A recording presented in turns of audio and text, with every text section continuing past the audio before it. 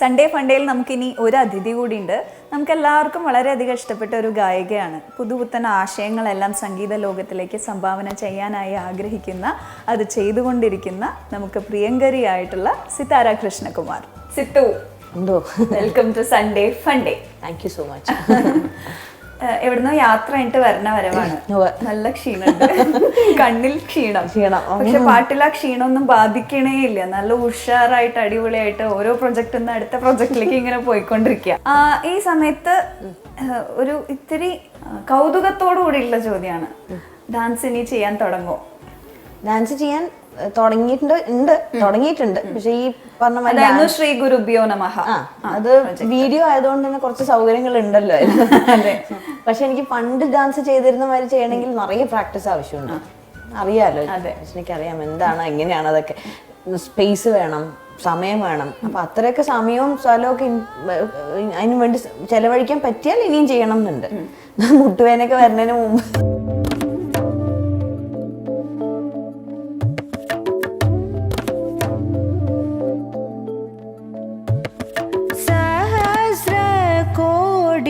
കിരണ പൂരിത വദനം ഗണേശം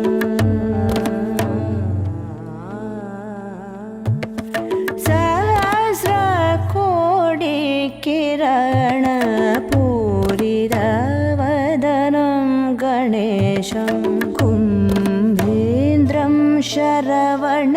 വിനോദിനി ടീച്ചറിന്റെ സ്റ്റുഡന്റ് ആണ് അല്ലെ, കോഴിക്കോട് യൂത്ത് ഫെസ്റ്റിവലുകളിൽ തിളങ്ങി നിന്ന് കലാതിലകൊക്കെ ആയിട്ട്. എനിക്കിപ്പോഴും ഓർമ്മയുണ്ട്, ഞാൻ ജനാർദ്ദന മാഷ്ട സ്റ്റുഡന്റ് ആയിരുന്ന സമയത്ത് മഞ്ജു ഒക്കെ കുറെ ഇങ്ങനെ പേര് പറഞ്ഞു അങ്ങനെയുള്ള അറിവാണ്. പിന്നെ പെട്ടെന്നൊരു സുപ്രഭാതത്തില് ഈ പാടാൻ തുടങ്ങി എന്ന് പറഞ്ഞപ്പോ ഞാൻ തന്നെ ഇങ്ങനെ അപ്പൊ ഡാൻസ് ഇല്ലേ എന്നൊക്കെ ഇങ്ങനെ ആലോചിച്ചോണ്ടിരിക്കുകയായിരുന്നു. അപ്പൊ തീർച്ചയായിട്ടും സ്പേസ് കിട്ടട്ടെ, അതെ വരണേന് മുമ്പ് തന്നെ ചെയ്യാൻ പറ്റട്ടെ. അതിനിടയ്ക്ക് മ്യൂസിക് കമ്പോസിഷനും ചെയ്തു സിനിമയ്ക്ക് വേണ്ടി.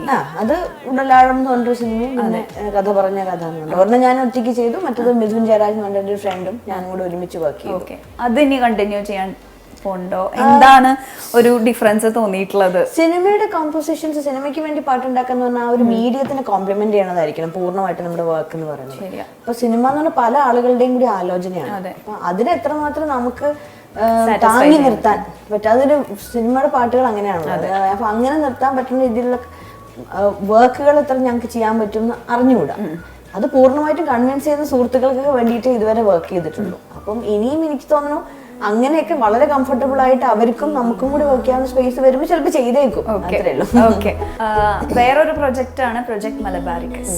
അതിനെ പറ്റി അവിടെയാണ് ഈ കോമ്പോസിഷൻസ് എന്ന് പറയുന്ന ഒക്കെ ഈ ഇൻഡിപെൻഡന്റ് ആയിട്ടുള്ള വർക്കുകൾ ചെയ്യണം എന്നുള്ള കുറേ നാളത്തെ ആഗ്രഹങ്ങളൊക്കെ കൂടി കമ്പൈൽ ചെയ്ത് ഒരുമിച്ച് കൊണ്ടുവന്ന ഒരു ഐഡിയ ആണ് പ്രോജക്ട് മലബാരിക്കസ്.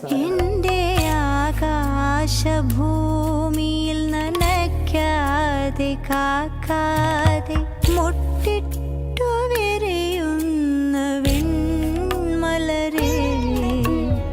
ഇതുവരെ അറിയാത്ത നിൻ സുഗന്ധം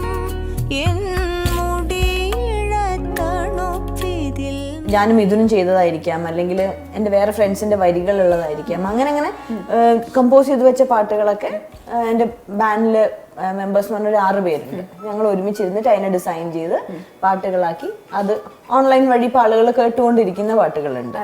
ഋതു പോലെയുള്ള പാട്ടുകൾ, പൂമാതെ പൊന്നമ്മയുടെ റിവൈസ്ഡ് വേർഷൻ ഉണ്ട്.